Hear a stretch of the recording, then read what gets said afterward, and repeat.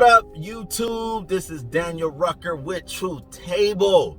Welcome to the table. Today, we're going to be discussing a topic that I believe y'all need to be thinking about, y'all need to be discussing, and y'all need to be formulating in your mind. But before I get started, go ahead and hit the like button. Go ahead and subscribe if you feel also moved to do so. If you feel generous, I appreciate it. But what I want to discuss today is something I hear a lot float around in this atmosphere, something I hear a lot float around in these spaces, in these cosmos, and that is settling. Before I slide in my kitchen, though, you know what we do over here. You know how it goes down. When I'm on the camera, I'm gonna get cooking. We gonna get mixing, and it's just gonna serving you up some greatness. So, without further ado, most people are going to settle. That's right. I said it today on the channel. Most people are going to settle. And why can I say that? It is a statistic, consistent fact. See, the problem is that most people live life from a place of commercialization, right?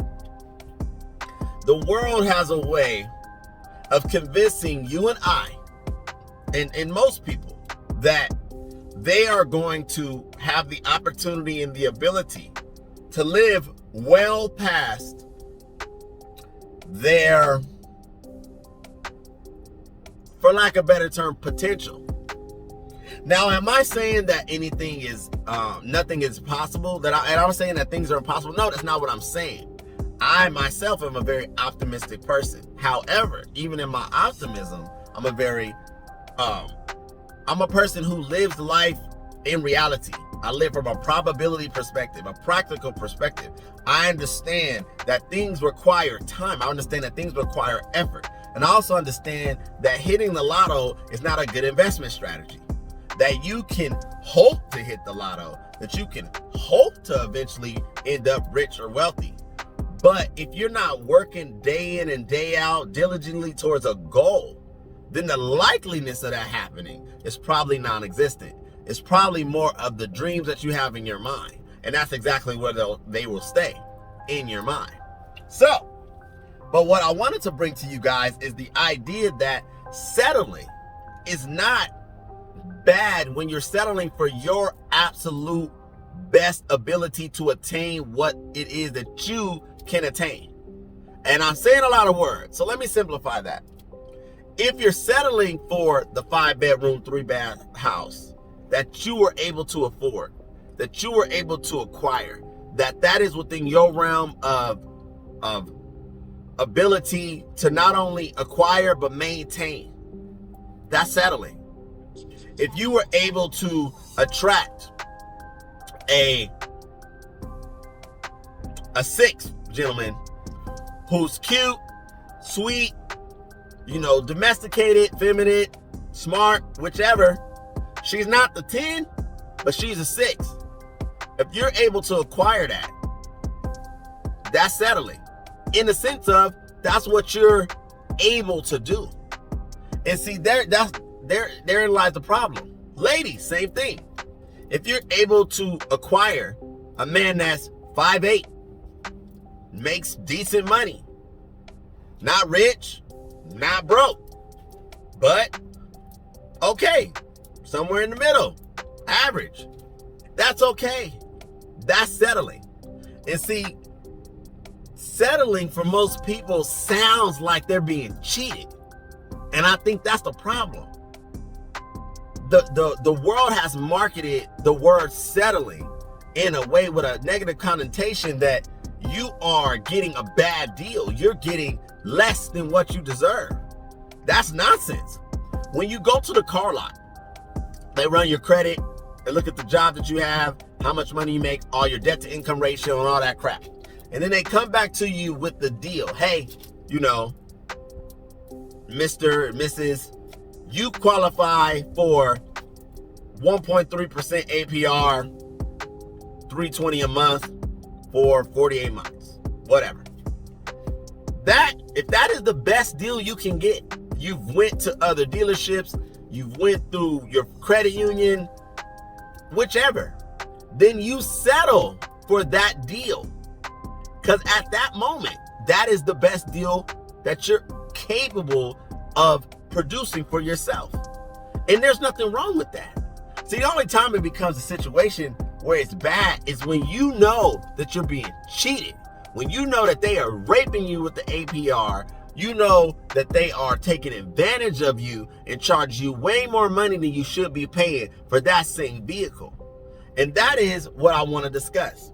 That people are out here in the dating market trying to produce things that they, quite frankly, just don't qualify for. You know, everybody wants to live a life of luxury. Everybody wants to live a life that is past their own self-proximity. That, you know, they don't believe that they're of value if they're not driving a foreign car or living in a mansion or going and eating at Nobu or popping bottles in VIP. And that's nonsense. And it's the same thing with people. If you have the opportunity to convince someone, a complete stranger, mind you, that you like them and they like you and they want to be with you and they agree to it, like without obligation, my friend, I don't believe you're settling. What I believe is that you're fortunate, because with all the people on the planet, everybody is not in a relationship. Everyone doesn't have someone. So you're one person on the globe that has another person that finds some value in you enough to where they want to sign up to be with you. How is that settling?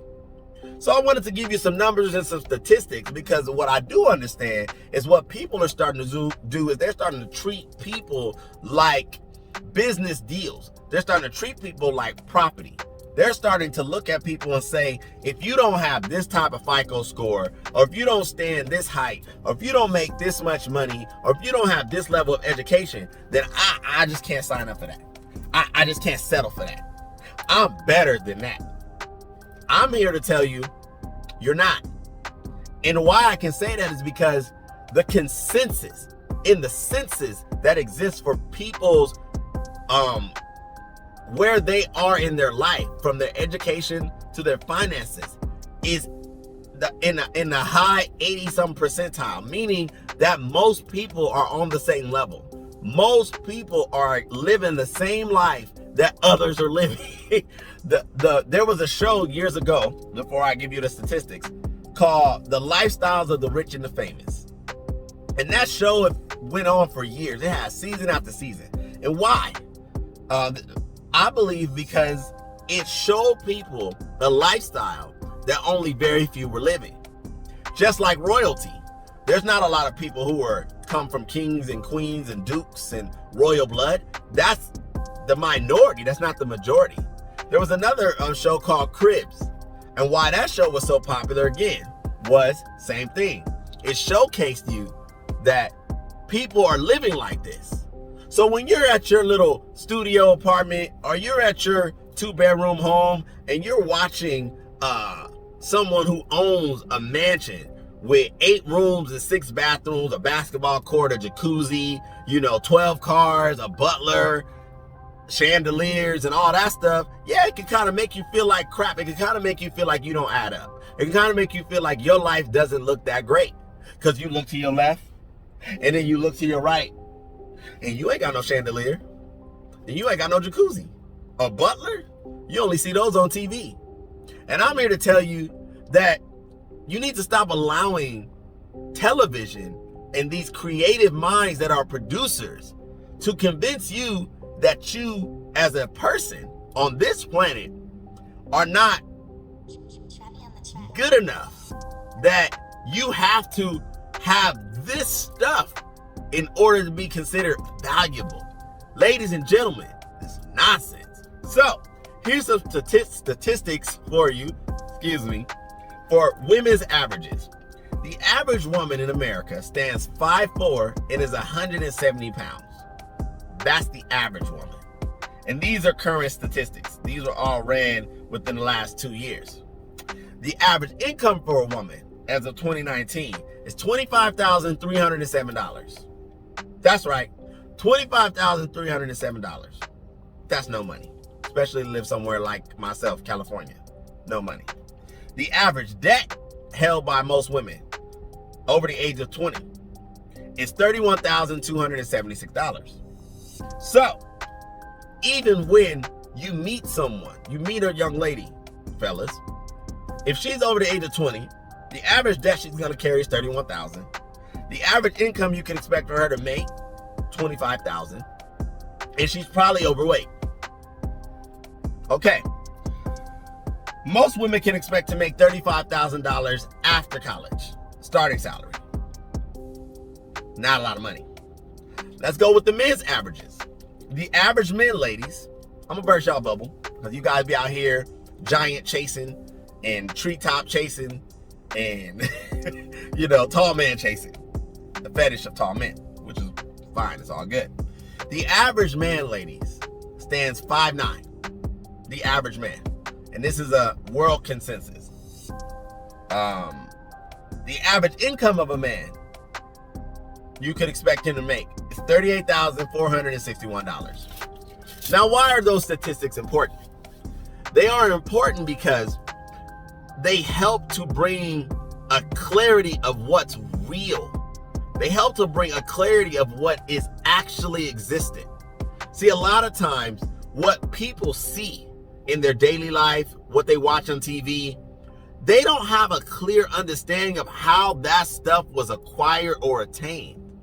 And if anybody listening to the sound of my voice is of adult age and does understand this thing called credit, a lot of things can be leveraged. A lot of things can be borrowed in the sense that you could easily drive an $80,000 vehicle and make $40,000, $50,000 a year. That's very easy to do. If your down payment is substantial enough, if your FICO is substantial enough, and you can make the payments, they will let you drive off the lot with that vehicle. And what does that do sometimes? What that does is that creates this illusion to people that you are living a life that is a lot more broad than what your actual paycheck may be. And that is somewhat problematic. I don't believe that people should be living outside of their means, but let's be honest, most people do. Most people lack the ability to be disciplined and take time to acquire things. They want everything now. No harm, no foul, that's on you. But what the point of this particular episode is that I hear day in and day out, I'm constantly digesting content and listening to podcasts and listening to other content creators relative to this relationship space. And one of the things that I hear ringing consistently true is that, people don't want to settle. And it's mostly I hear women saying they don't want to settle. I don't too much hear men saying they don't want to settle. I hear men saying that they want quality, but I hear women more so saying they don't want to settle.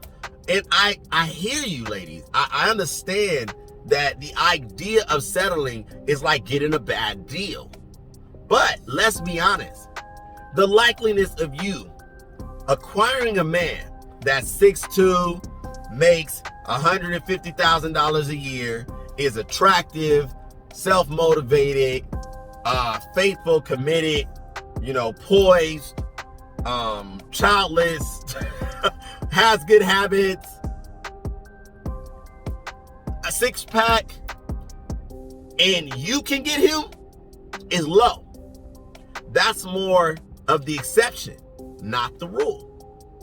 Men, the likeliness of you finding a hard 10 with a fat booty, nice breasts, great skin, all of the aesthetics that you want, and she's selfless, loyal, has great habits, domesticated, feminine, and she wants you, highly unlikely. Now, this may seem harsh, and that's okay. I'd rather people swallow the pill of reality and live in a state of reality, because what I believe can happen is when you live in a state of reality, you can now appreciate what you do have. If you have someone who cares about you. Like you got one person on this planet that is not your family, that you met at whatever juncture in your life, and they place value on caring about you. You, out of all the people on the planet, they care about you. You should be grateful. That should not make you feel like you were settling. And that's what I wanted to talk about today. That people need to reframe their perspective. If you chose that person, then you chose them. And that's fine. Choose and get comfortable. Be happy. Stop chasing this idealistic view of who's going to come along that's going to be better. Who's going to come along that's going to bring more. I'm here to tell you, 35 years on this planet, 18 countries traveled.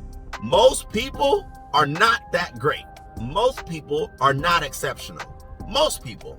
And that's okay. We all suffer from the human condition. And if you find someone that you can place value on, that you can rock with, that you have a good time with, good conversation with, you enjoy their company, you win it. And that's what I want to talk about today. So, reframe the perspective, try this thing out called gratitude, and eliminate this whole I'm not going to settle mindset. Because guess what? If you're in the 80th percentile of people, which I'm pretty sure you are, because most of us are, you're going to settle. It is an inevitable component. And that's okay. Get comfortable. Enjoy your life. Focus on the things that you do have, and not so much on the things that you don't. That's all I want to talk about today. Thank you guys for hanging out with me for 16 minutes and some change. I appreciate it. I'm going to continue to bring this content. Hope you guys are enjoying it. Go ahead and slide on out this kitchen. It's getting hot. But you guys enjoy the rest of your day. This is Daniel Rucker with True Table. Signing out. Till next time. Thank you.